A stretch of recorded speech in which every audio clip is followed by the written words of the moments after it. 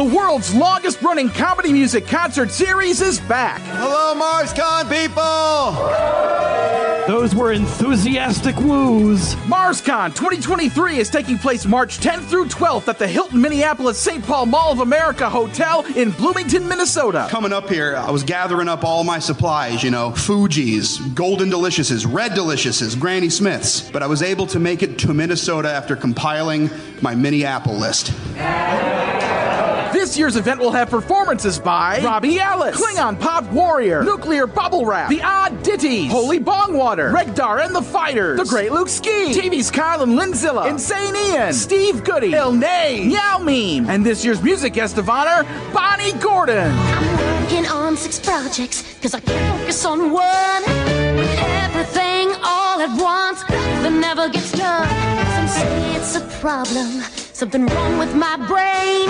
The rules of society raise my anxiety, I wouldn't change a thing. Registration for a weekend badge is $70. To pre-register and for more info on MarsCon, visit marscon.org. I'm JP Tuesday. And I'm Kiki Cannon. As lifelong Disney fans, the work of countless talented Disney creatives have shaped our lives. Now, as the Disney catalog expands, we're taking a journey through film and television to discover if that spark that shaped us as children lives on in adulthood. Does your favorite Disney media still cast that same spell? Join us as we find out. We are Rewatching the Magic. Hi, Kiki. Hi, Tuesday. All right, before we get going with this episode, we are going to be talking about an R-rated movie. We are going to be having an R-rated conversation. We have been made aware that there are some of our listeners that like to listen to this podcast with their little ones. If you are one of those people, I'm sorry. Come back next week. We will be doing something family-friendly next week. But this episode is just for the adults, kids. Sorry, we'll miss you. We'll see you next week. Okay. 40 years after the original film came out, we are finally getting History of the World Part 2. And it's going to be a 4-hour miniseries. I don't know if we need a 4-hour miniseries of History of the World Part 2. But did we honestly need a History of the World Part 1 movie, though? I mean, do we really need anything? I mean, come on, it's funsies. Yeah, it's true, but I've seen so many people complain, oh, they're just ripping off Drunk History. It's like, no, learn your history. Drunk History would not... Drunk History ripped this off. Exactly. So, in honor of the sequel, in honor of History of the World Part 2 coming out, pretty much as this podcast is being released, we have gone back to the original film, Mel Brooks's History of the World Part 1. Yeah, Disney owns this movie now because this is a 20th Century Fox film, and Disney owns that. Yeah, it is so weird to think that Disney now owns the rights to most of the Mel Brooks catalog. Yeah. Yeah. And not just the comedies. We've talked about this before. Mel Brooks was a producer on other films. We've talked about The Fly, how he was a producer on that movie. Yeah. And one of the weird things is that we were discussing off mic that one of our cameos in here is from John Hurt, who is only in this movie because he had just finished filming The Elephant Man, which was also produced by Mel Brooks. And he was like, I've just done a lot of really depressing, sad movies. I'd love to do a comedy for once. And Mel Brooks was like, well, I got a comedy I'm about to do. You want to have a part in it? And so John Hurt is Jesus in this. And I love that Last Supper scene is that, like, Jesus, what? Yes. What? Yeah. And John Hurt had so much fun on it. He was like, hey, if you ever want me in another part. And so when Mel Brooks did Spaceballs, of course, there's that famous nod to John Hurt's bit in Alien, which we've also talked about yeah, before on the show. So yeah, we have a doctor. We just talked about Doctor Who last week. We have another doctor in this movie. Yeah, because John Hurt is the War Doctor. Yeah. Yeah. Which we may or may not get around to talking about the War Doctor on the show eventually. We're going through all 60 years. We'll get to it at some point. So, yeah, History of the World Part 1 was not just a parody of history, but a parody of history movies. Because, like, this was just the style at the time, to steal a Simpsons bit. Like, you had movies like The Greatest Story Ever Told, which not necessarily a full narrative. The movie was not just one narrative, but parts of a bigger whole. You know, here's a segment about this part of history. Here's a segment about this part of the Bible, and so on and so forth. As Mel Brooks does, he makes fun of it. I mean, he does even make, he makes fun of religion in this movie. He makes fun of race. The opening scene is a parody of the opening scene of 2001: A Space Odyssey. Yeah. Only instead of a large black monolith, it's man discovering, yes, this is the R-rated portion of the program, masturbation. Well, it is Homo erectus. Yes. So, you got to go for the obvious joke there. Go for the low-hanging fruit. Yeah. The funniest thing about this to me is that I don't know if it still says it on the website. They probably have taken it down by now. But when Rotten Tomatoes kind of put the aggregate for this up on their site, it said something about the movie wasn't good enough to have ever warranted a sequel, but it's a cute enough movie that most people like it well enough or something. So I wonder if they've changed that now. Honestly, I don't spend enough time on the site to have Who knows? gone and checked. I mean, teasing a sequel kind of became a running gag in Mel Brooks' films. Like, Spaceballs 2, The Search for More Money, or the ending song in Men in Tights teasing a Robin Hood 2. So it's like, by the time this movie was made, because this movie was made in 1981. Oh yeah, we're about as old as this movie. Yeah, and by the time this movie was made, the idea of, we're going to make this into a franchise was already a well-known thing. I mean, at the end of every James Bond movie, you would get James Bond will return in next movie title in 2 years. Yeah. And people thought the MCU started that thing. Oh, goodness, no. I mean, even James Bond didn't start it. Even the 80s didn't start it. I mean, the first movie franchise was before they even invented talking pictures. So, please do not think we have reinvented the wheel anytime lately, But the thing about it is that he was just parodying what was in the modern, late 70s, early 80s zeitgeist. Yeah. I mean, this film came out the exact same weekend as Raiders of the Lost Ark. Mm. I mean, literally the same day. So, you want to talk about, movie franchises and stuff. I mean, this was the exact same day that Raiders of the Lost Ark and Clash of the Titans and one of the Cheech and Chong movies came out. I mean, now Indiana Jones is owned by Disney. Oh, yeah. I mean, honestly, it's a coin toss whether or not Cheech and Chong is owned by Disney at this point. I haven't bothered to look it up, but it's a 50-50 shot right now.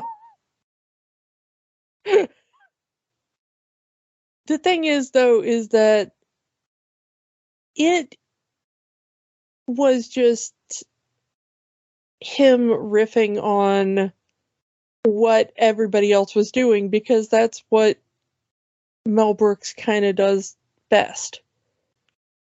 His riff on a Hollywood musical, here's his riff on the Western, here's his riff on horror movie. Frankenstein, the horror movies, and here's his riff on, the silent movie.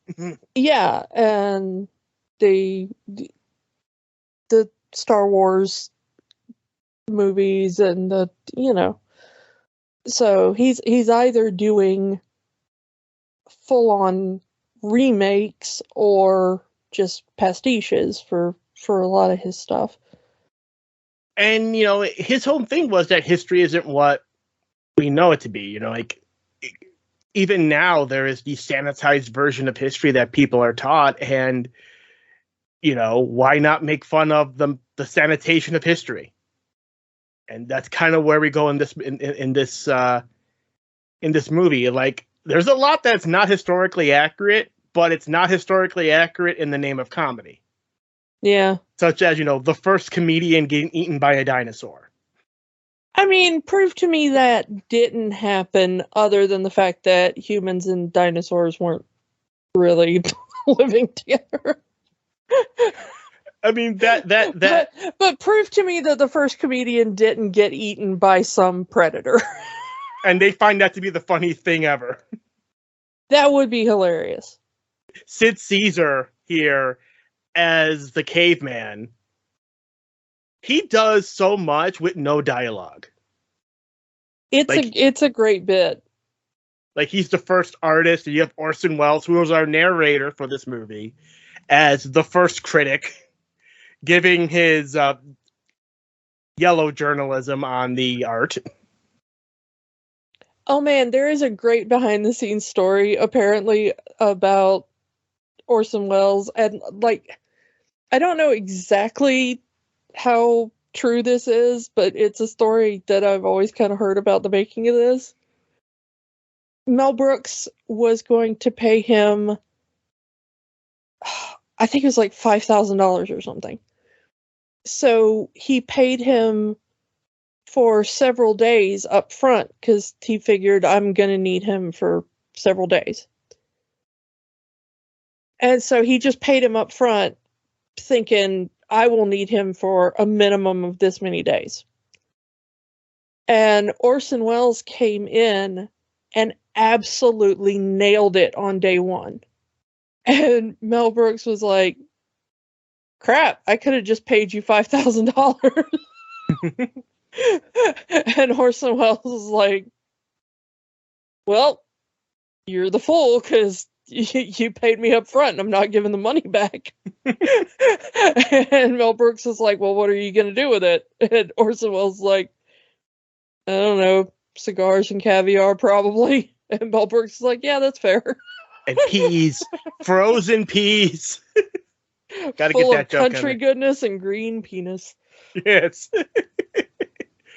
I mean, of course, that whole, like I said, the whole Stone Age segment is amazing, especially, the invention of the first weapon and the invention of music.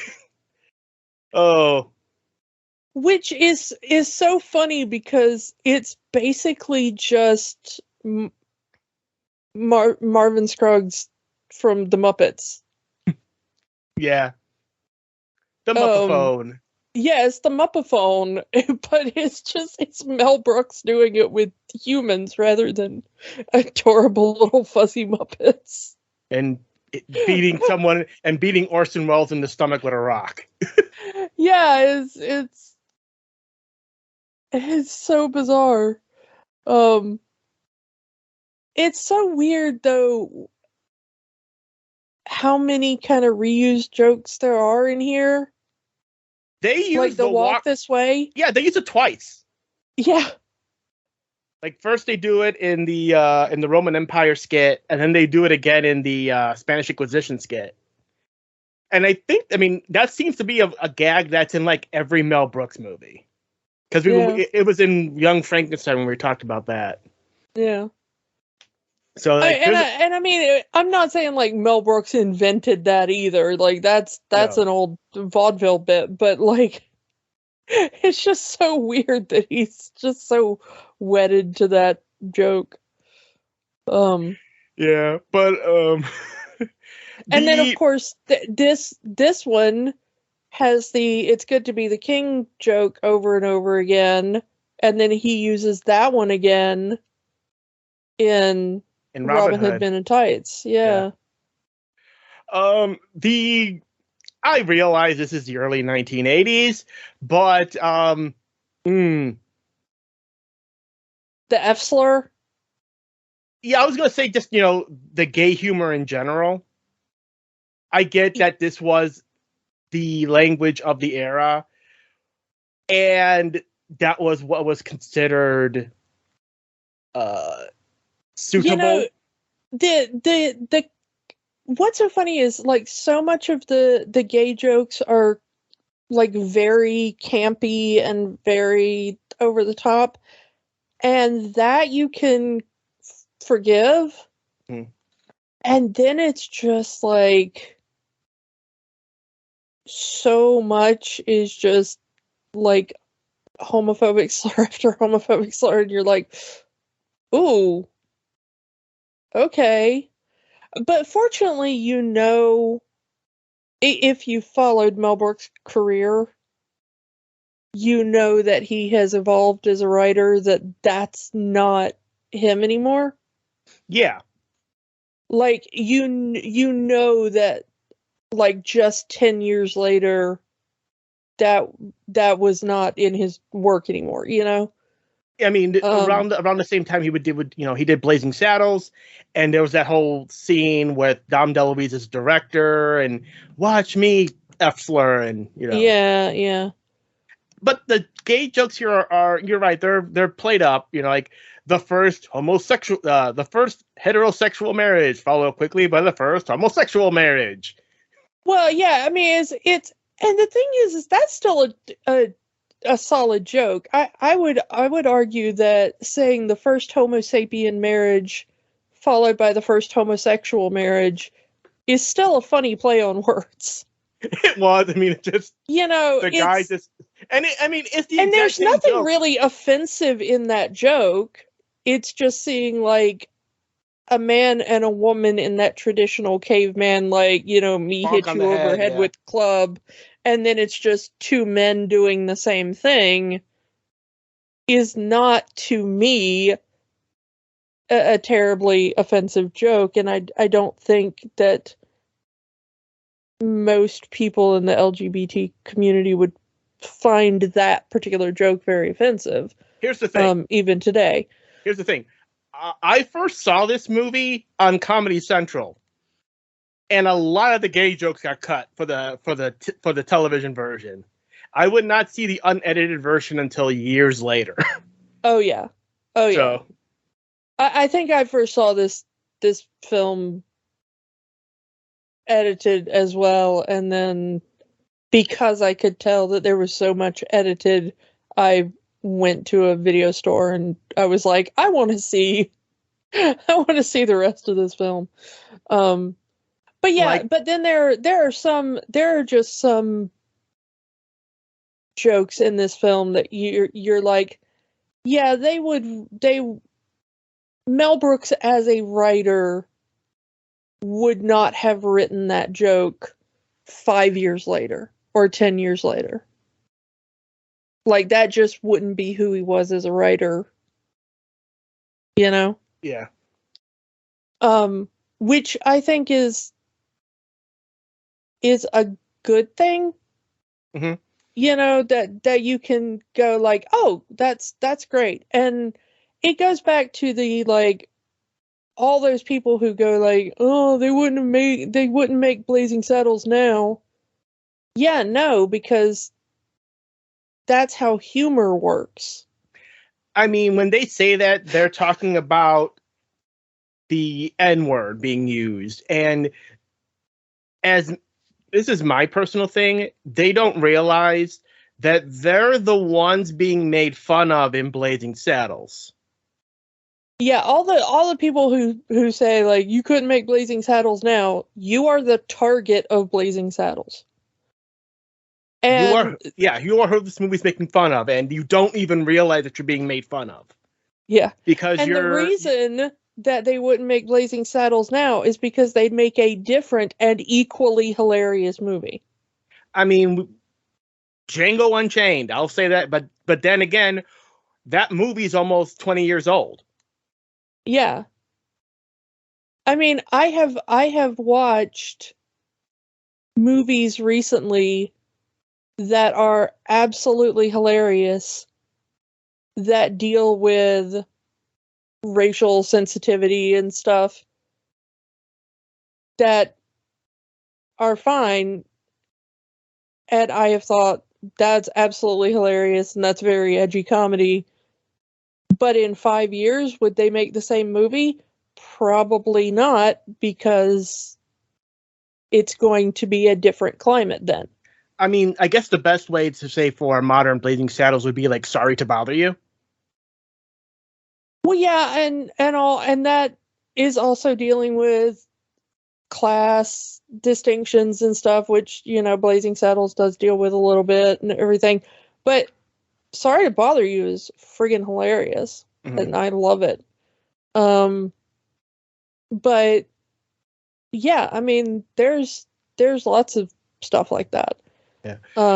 You're just not watching it because it's not people sitting around screaming the N-word for shock value. Or farting. And that's beans. what you want. Yeah. You know? Yeah. But to get back to this movie, my favorite scene in this movie, I'll say it right now, my favorite scene in the movie is the Old Testament scene. You have Mel Brooks as Moses and Mel Brooks as God doing that. No, it's not. It's Carl Reiner as God. It is. I thought that was. It always sounded like Mel Brooks to me. It does sound like Mel Brooks, but it's actually Carl Reiner. Yeah, it's an uncredited cameo. Yeah. So yeah, that whole thing is like, Moses, can you hear me? Yes, I can hear you, but dead man can hear you. What? Never mind. Yeah. And you know, to this day, the whole I have brought down these 15. Oi. 10 commandments. I mean, it's gotten to the point where people actually believe that there were 15 commandments. That's how good this joke was, that people actually thought this was legit. The funniest thing to me, just because my linguistics background and stuff, is that they actually went to the trouble to write the commandments in Hebrew on the tablets. And the third tablet actually had more commandments on it. And if you translate them, they read like, don't laugh, and I think one of them is something like don't impregnate or something. But I forget what all of them say, but the funniest one is don't break. And he breaks it. You can see, if you know what it says, you can read it, and it says don't break. But just before he drops it. But that was probably the first joke I ever heard from the movie. Before I ever heard the movie, that was a joke that somehow made it into.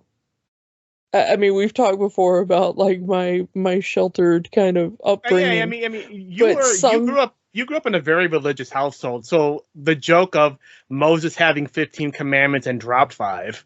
Yeah, somehow that kind of weirdly sacrilegious joke somehow made it to me before I ever saw the movie, is that there was a movie out there that had Moses being given 15 commandments and dropping 5 of them. I mean, again, that joke, that segment has transcended the movie. Like, to this day, there are people who don't know that that's from this movie. Even though you clearly see Mel Brooks here as Moses. And of course, he comes back later in the film. He does the arm raise for the river to split, which it looks like they filmed it at the Universal tram ride track. Yeah, no, it really was filmed at Universal. I mean, that's the tram ride track. It really was. They just filmed it there, but and they really did film Caesar's Palace at Caesar's Palace. So that when he does his entry into Caesar's Palace and everything, they really did just film outside Caesar's Palace in Las Vegas for a day. When you die at the palace, you die at the palace. I love that line. Oh, God. There's so many good one-liners in this movie. It's like, I almost want to just say, stop our podcast and just watch the original movie if you can. But like, it's really hard to talk about this movie because there's not a lot of plot because it's just sketches, you know? There's the two long sketches. There's the Roman Empire sketch and there's the French Revolution sketch. Yeah.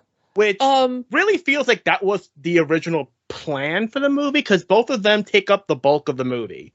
They're about half an hour each, and then the rest of the final half hour are just the little short segments throughout the film, including the fake trailer at the end. Yeah. And I think if this had been made in a different environment, you know, a different media environment, this would have been like more of a TV show. That's probably why they're doing the sequel in a miniseries format. Yeah, and I think that's the better thing for it. I mean, we'll see. You know, I may eat those yet, words. We haven't seen it yet. Oh. Man, it's not out. It's not out yet at our time of recording, but that's gonna be a hard week because you got Mandalorian and you got History of the World Part 2. Yeah. Not gonna have any time. Yeah. We're gonna be so busy. It's gonna be a big week for Pedro Pascal because you're gonna have the ending of The Last of Us and the premiere of. Yeah. There's gonna be no Pedro Pascal gap in your viewing. Go from one show right into another. I think that what may fail in this movie is the fact that it was a movie. So if the miniseries succeeds, I think it's going to succeed because it's a miniseries. I don't know. But I do have a slight bit of hope. I mean, maybe that's why the format might help. Maybe that's why Drunk History did so well, because it's just History of the World as a series rather than as a movie.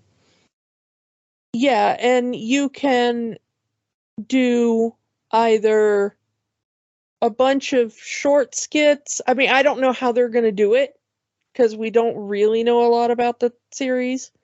But you can either do a bunch of short skits like SNL style, or you can do like 30 minutes of one long, here's Roman times, and do like one prolonged 30-minute skit. Here's 30 minutes of Harriet Tubman. Yeah, or something. Yeah. Whatever you want to do. Because it kind of seemed like it works because some of the jokes are only good enough for it's a punchline and you move on. The Homo erectus joke is a punchline and you move on.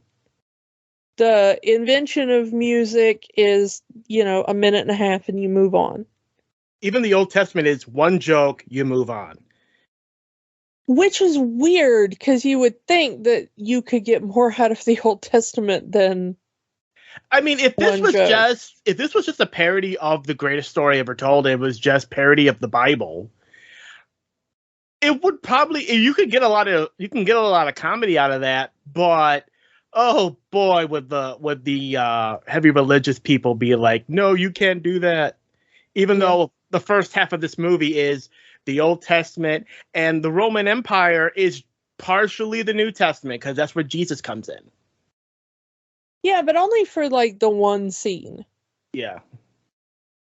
Interestingly, the thing that Mel Brooks said that he got the most pushback on was the Spanish Inquisition scene.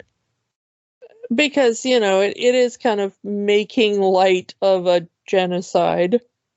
Yeah. But Ronnie Graham and Jackie Mason just steal the show on that one. Yeah. I mean, it would not be the first or last time that he would make light of a genocide. So, you know. Or even a Jewish genocide. Well, I mean, you know, he's done several movies about tragedies befalling the Jews. I mean, yeah, this was not the first time he tackled that subject, nor the last, but it is his way of dealing with, you know, cultural and personal trauma. And I'm not going to say he can't do that, but he did say that he got some pushback from rabbis specifically about that scene. Yeah, I get it. And turning into a musical number, and you know, send in the nuns. Yeah. Synchronized swimming nuns. Who knew? Yeah. Interestingly, the pool they filmed that in was on a soundstage that used to be owned by Howard Hughes, I think. And that pool was built for like his personal use. I think that's the story. I may be wrong on that. But yeah. Yeah. There's some weird Hollywood stories connected with this movie. I mean, we have a Hugh Hefner cameo. Yeah. And because all of the Vestal Virgins are played by Playboy bunnies. Yeah, I was going to mention that. So we get a Hugh Hefner cameo because of that, as he invents the centerfold. Yeah, standing outside one of the better jokes in the Roman times, which was orgy, first served, first come. Which was... Madeline Kahn as Empress Nympho. Yeah, the entire joke of Empress Nympho, I gotta admit, that's a running gag that's really funny. But we haven't mentioned the best part of Roman segment yet, which is the B. Arthur cameo. B. Arthur, uncredited cameo as the unemployment office clerk. Like, what's your job? Gladiator. Did you kill today? No. Did you try to kill today? No. Well, you got to kill someone today, or we're going to change your status. Yeah. What's your job? And calling the stand-up philosopher a bullshit artist. Yeah. Was a good one. Oh yeah, I mean, B. Arthur steals that scene in there. He's amazing. Again, you get some of the more jokes like plumbing, indoor plumbing. It's the latest craze. Pump the shit out of your house. Oh. I like the soothsayer who tells the guy he's going to Rome, and then he goes, "I'm in Rome." He's like, "Well, I didn't lie." Oh, the blind beggar being Oedipus. Yeah, that I have to admit is maybe my favorite joke in the entire thing, because it's a very literate joke. And then he gives the high five to Josephus. Yeah. I gotta say that one of the most interesting parts about being a literature teacher is seeing an entire classroom full of first-year college students having their minds expanded by learning the story of Oedipus and realizing just how freaky Greek literature and He myths really loved are. his mother. He is his really mother's loved his yeah. The once was a man named Oedipus Rex. Tom Lehrer, God bless him. And then yeah, when they realized that like that's in their required reading for college and that college doesn't pull any punches, that's a fun day in class, let me tell you. Oh, another one that I had forgotten until I did this rewatch, and it's kind of become one of my now new favorite scenes because I had forgotten this scene even happened. Is the Josephus has gone off, he's run off, and they're trying to find him, and they say, wait, we have to be quiet. The Senate is in session, and we get to the Senate, and you have the one guy goes, should we build more palaces for ourselves, or should we build affordable housing for the poor? And the entire Senate goes up and says, fuck the poor. Good, we're all in agreement. Nice to know that. Which is the most realistic government scene ever rendered in a movie. I mean, politics hasn't changed in 2,000 years. Yeah. Watching as Comicus tries to figure out the audience for the joke and then realizes that like he forgot like exactly where he was. And yeah, all of his jokes... punchlines are at Emperor Caesar Nero here. Nero Caesar, I should say. Yeah. The thing is, though, is that it's a good scene because you know that all of these jokes had absolutely been landing for him everywhere else. Everywhere else. It's just he told him to the one guy who had the power to, off with his head. Like throw him to the lions. Yeah. And Dom DeLuise as Emperor Nero. Just amazing. Yeah. I mean, again, the naming of Nero and Nympho. But I kind of want to talk more about Madeline Kahn because it's Madeline Kahn and she's awesome. Like, yeah, I mean, Brad, her whole thing is just it's one giant sex joke, but she does it so well that you don't care. It's just the same joke over and over again. Like she's looking for her escort to the orgy, so she has to measure the guards is. Well, I mean, it's already packaged. I can say it. Measuring their penises to see if they're the adequate length to accompanying her for activities in the orgy. And I love that she does it in song. Her little yes, yes, yes, yes, no, no, no, no, no, no, yes, yes, yes. Yeah. So. And then the last one. I mean, he's trying really hard to get in on this orgy. No, wait a minute. Yes. Yeah, like her high note at the end, which Madeline Kahn is so good at. Her flirting with Josephus. Say when? 8:30. Yeah. And it took Josephus a minute to go like, huh. Yeah. I could use another wine suit. I got a great corkscrew. Ooh, hip crowd. Yeah. Thing about it is that was supposed to be Richard Pryor as Josephus. That tends to happen a lot with Mel Brooks films. Like, the black character always ends up being this was supposed to be Richard Pryor. Well, the reason that Richard Pryor wasn't in this film particularly was this was when he set himself on fire. Oh! That was this point in his life. And yeah.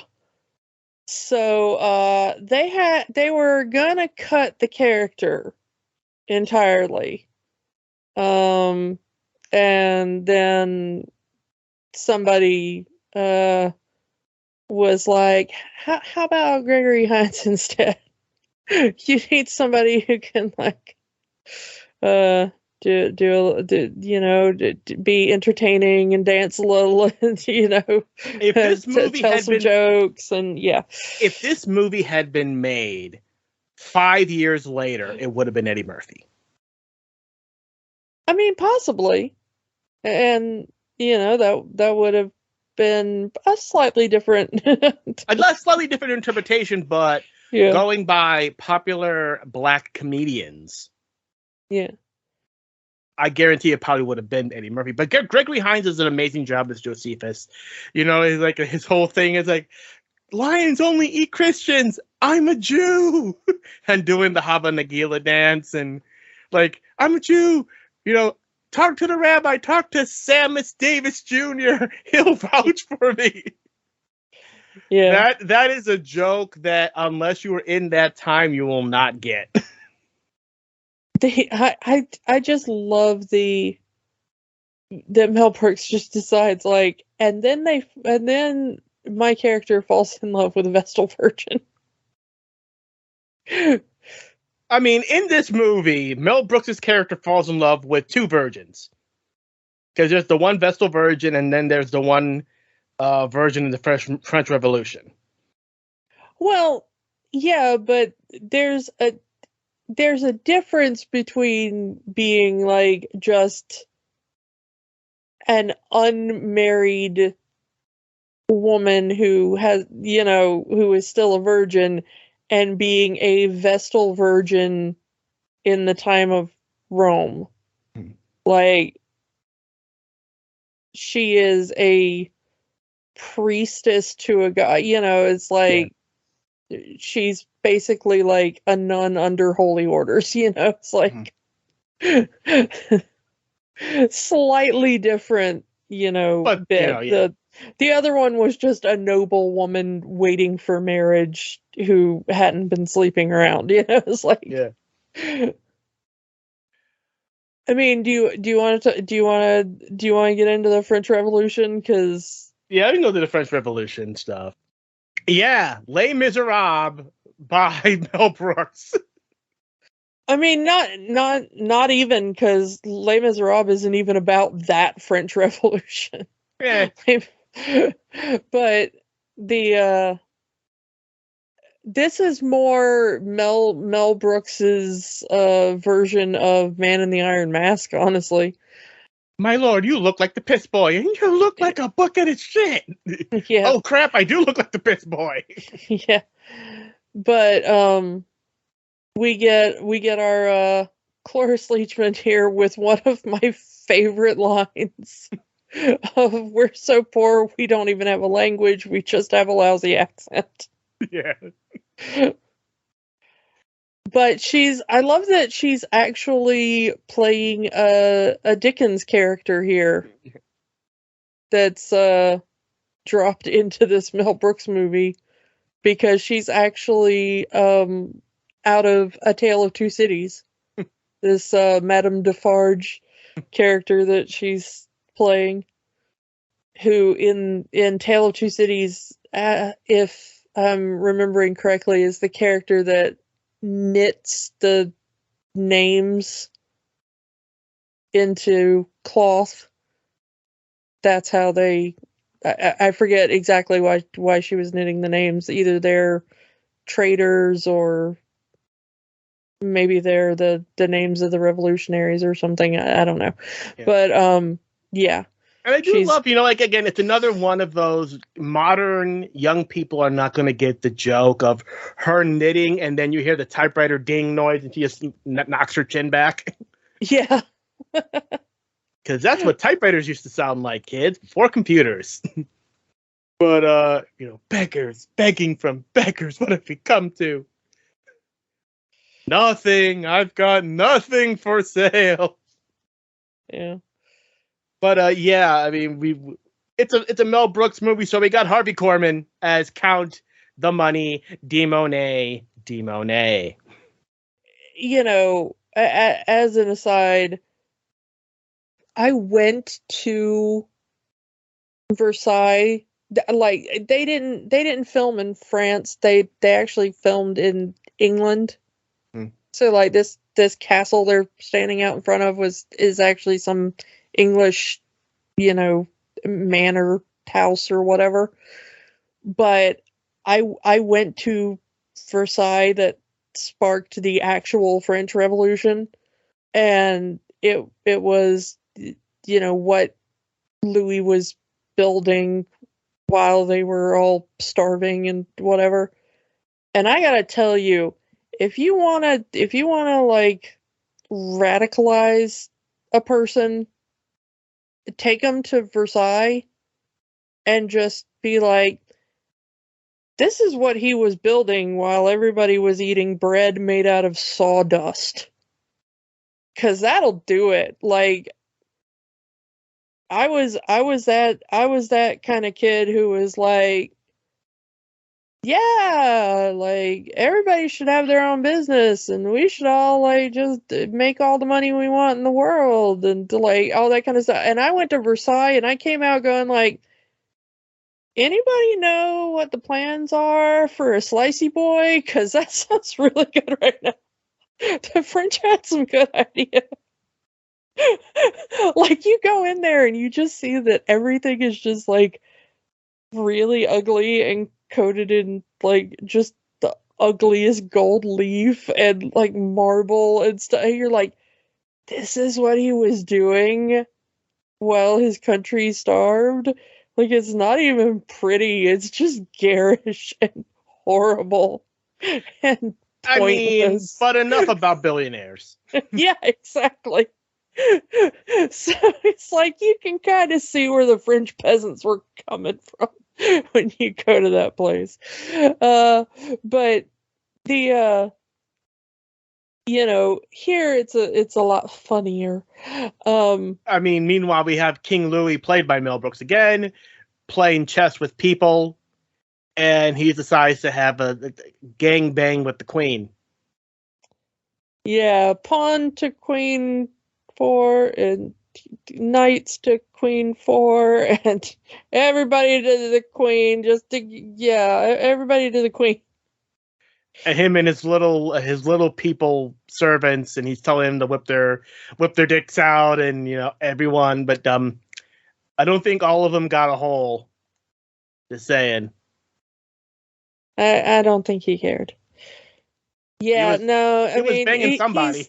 He's showing that he was rather lecherous, and then we see the woman you talked about earlier come in and say that she wants her father released from prison, and could he please help? And he was like, well, if you let me sleep with you, I'll release your father from prison. And she's like, no, I'm still a virgin. Please do not do that. That's awful. And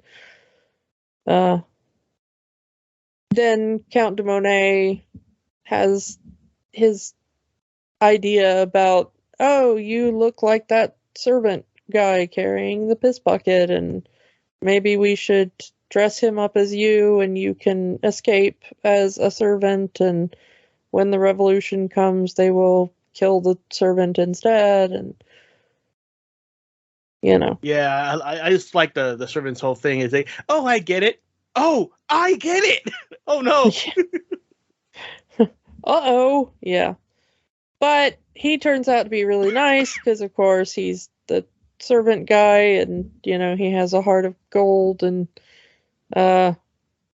so he helps the girl, and he doesn't take advantage of her, and they pardon the father. But unfortunately, the peasants here. The peasants break down the door, and they're like, oh, it's the king and 2 nobles, and let's take them all to the guillotine. And I'm not the king. I'm not the king. I'm one of you.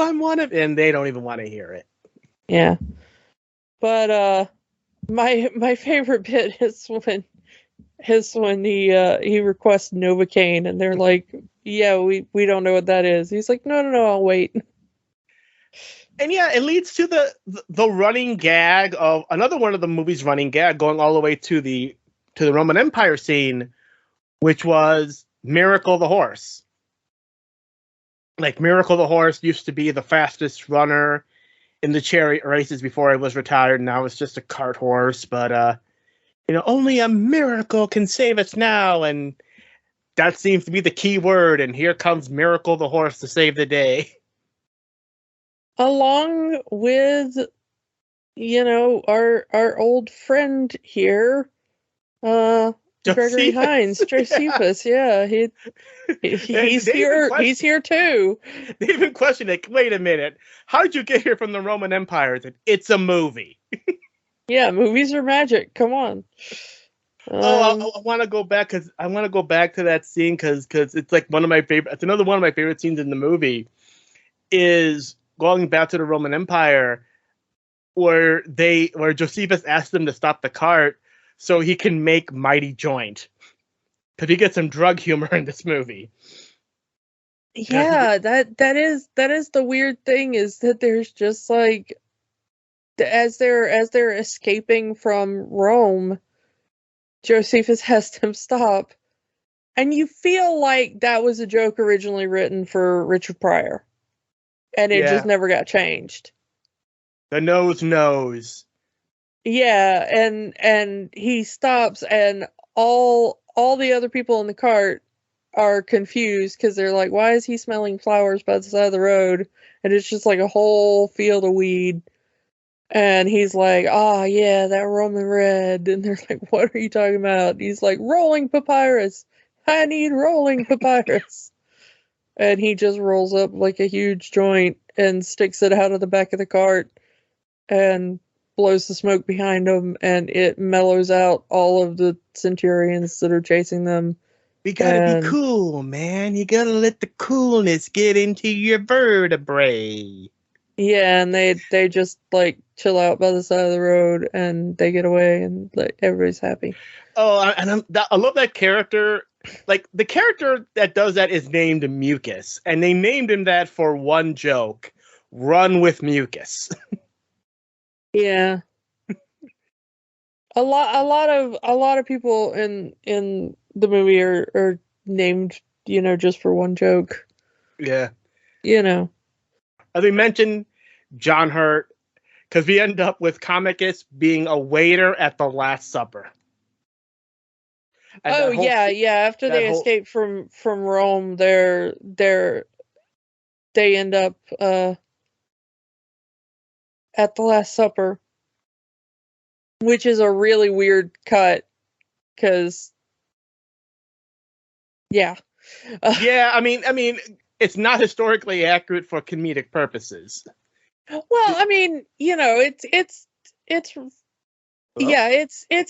interesting, because they're like, okay, we've escaped from Rome, and then now we're in Judea, and we need to get on a ship or whatever, and then Comicus just wanders into a room, and there's Jesus and the apostles. But I mean, I like how they go through the whole thing. One of you will betray me today, and Comicus just goes, Judas.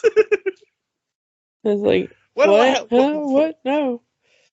No, what would you have? What were you having today? Is everybody ordering together, separate checks? Get out of here. This could be our last supper.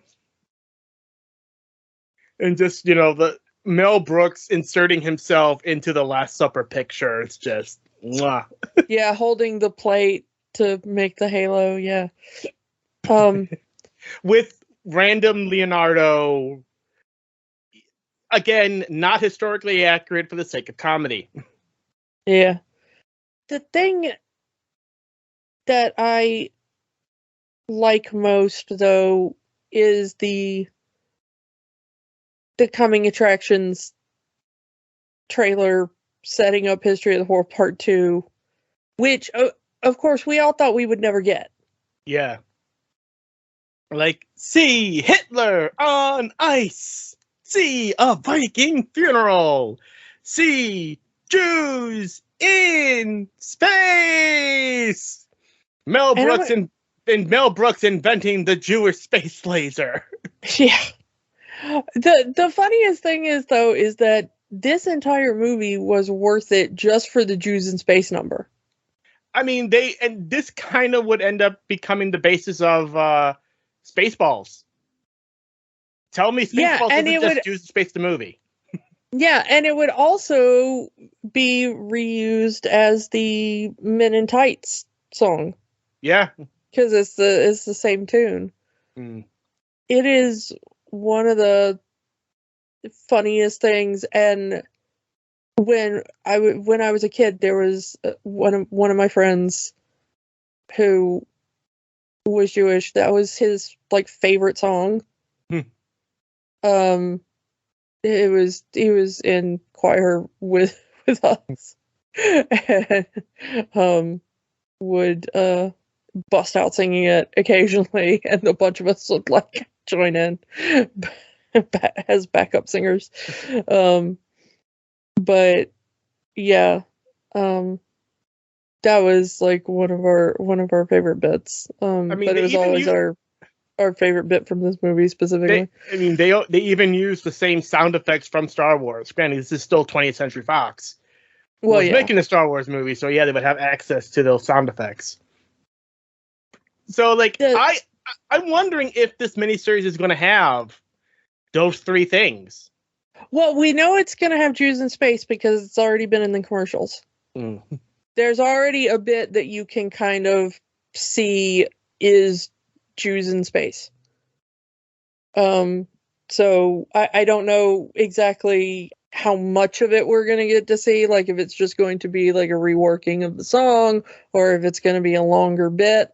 But there's already been some images in the thing that if that's not Jews in Space, I will be absolutely shocked.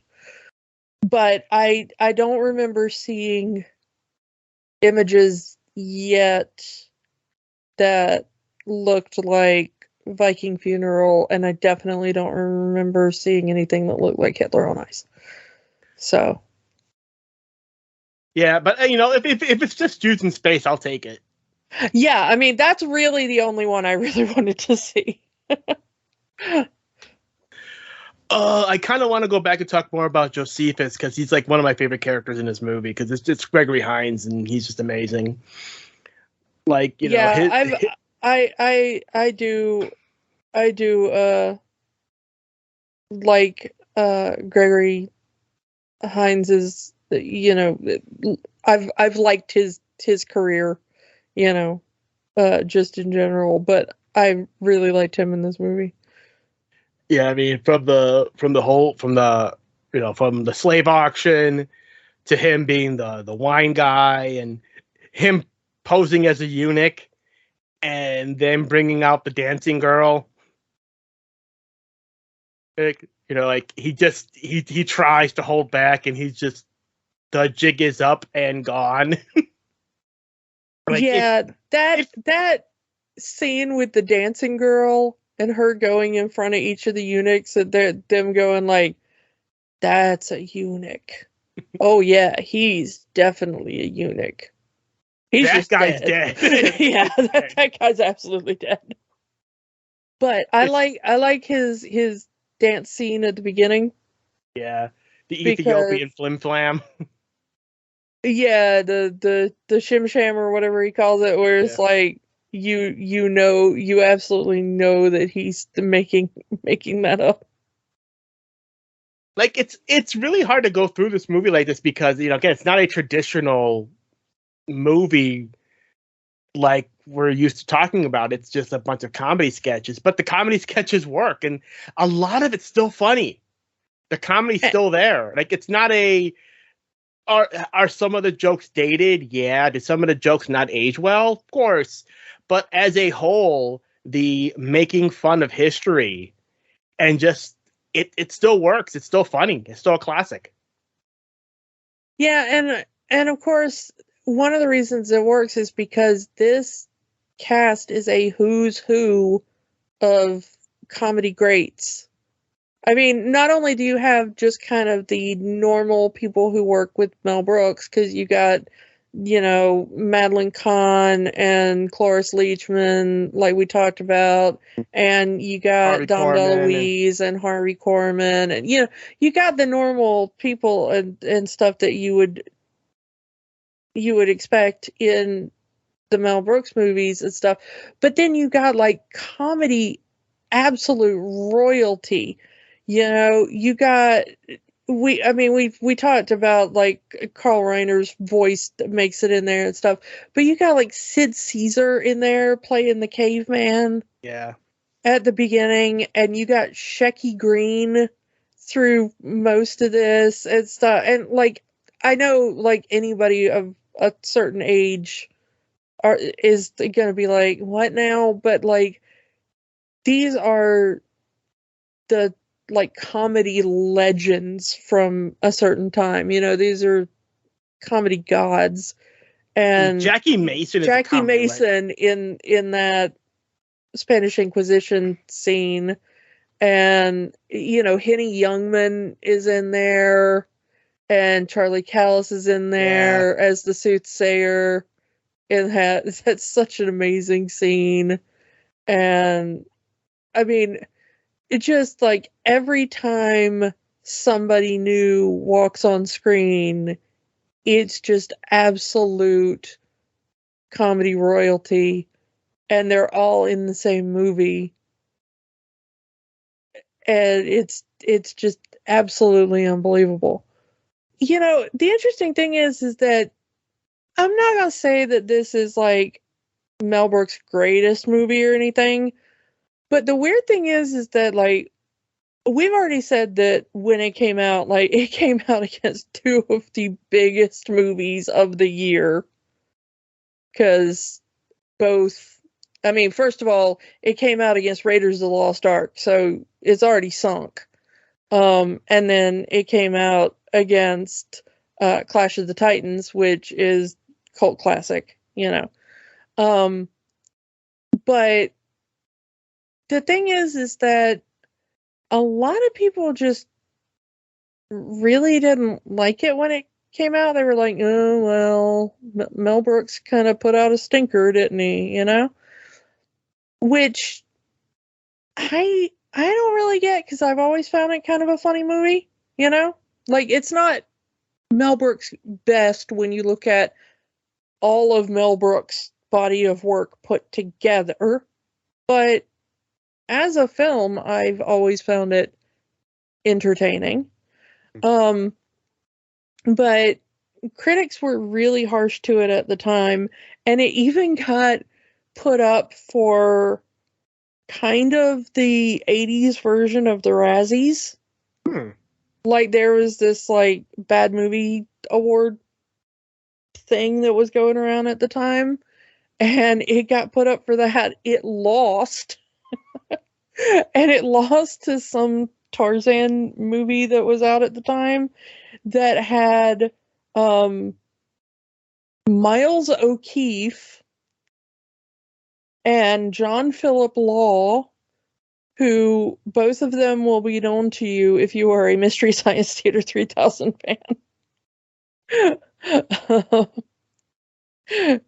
Because Miles O'Keefe starred in Cave Dwellers, and John Philip Law is the bad guy in Space Mutiny. And it also starred Bo Derek and was directed by John Derek. So that's the movie that was the worst movie of the year according to these bad movie awards. And then they also thought that History of the World deserved to just be in the running alongside that. I don't know. I've never seen that particular movie. But it stars Bo Derek and two Mystery Science Theater legends. So I don't know. That movie sounds kind of awesome to me.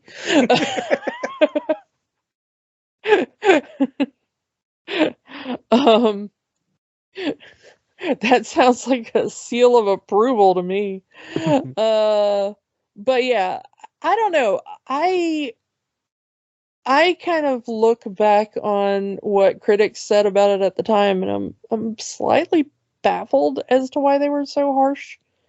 And I think it's just because they might not have gotten the format.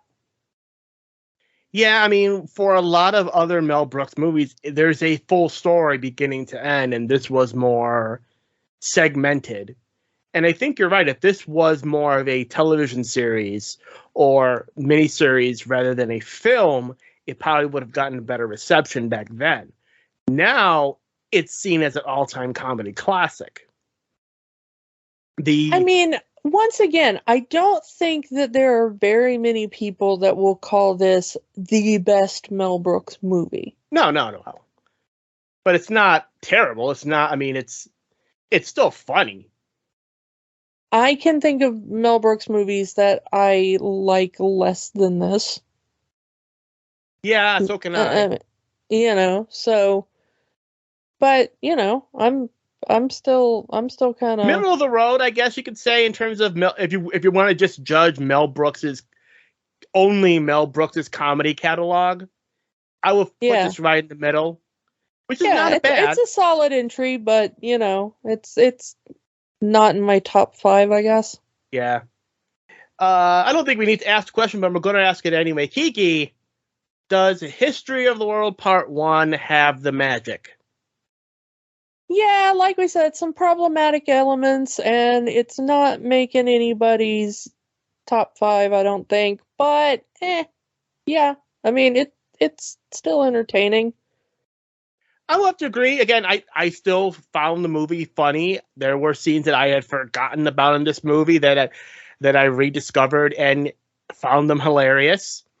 Is it my favorite Mel Brooks movie of all time? No. Is it terrible? No, it's fine. It's good. I enjoyed going back to this movie, and I hope that the upcoming miniseries, again, as it's airing, as this episode is being released, is at least decent. I don't expect it to ever be as good, but I expect it to be decent. That's all I can hope for. Yeah, I'm just hoping for a few chuckles. That's it. And if we can do that, job well done. There's not much we can expect over a sequel of a movie that's 40 years old. I just want to see Jews in space. That's it. Yeah, that's it. Give me that and I'm fine. Yeah, if that segment hits, the whole thing is a success. I don't really need to see anything else. All right, so let's move on to next week. Next week is a special episode as we are tackling a subject that we have not touched in a very long time. A long time ago, in the first year of our podcast, we did Who Framed Roger Rabbit. And I think it's time we go back and watch the shorts that came out after this movie. Yes, there were 3 Roger Rabbit shorts that were produced by Disney to keep the character in the public consciousness. And we're going to go through those 3 Roger Rabbit shorts next week. Tummy Trouble, Roller Coaster Rabbit, and Trail Mix-Up. And it's going to be fine to go back and see what these 3 shorts were, what they were about, and was there staying power for more? We'll see. So come back next week for the Roger Rabbit shorts, and we will talk to you all next time. Bye. Bye. Don't let the magic stop here. Join our conversation online on Facebook at Rewatching the Magic. Twitter at Rewatch the Magic. And of course, new episodes every week at rewatchingthemagic.podbean.com. Remember, the magic is for everyone. It only stops if you let it.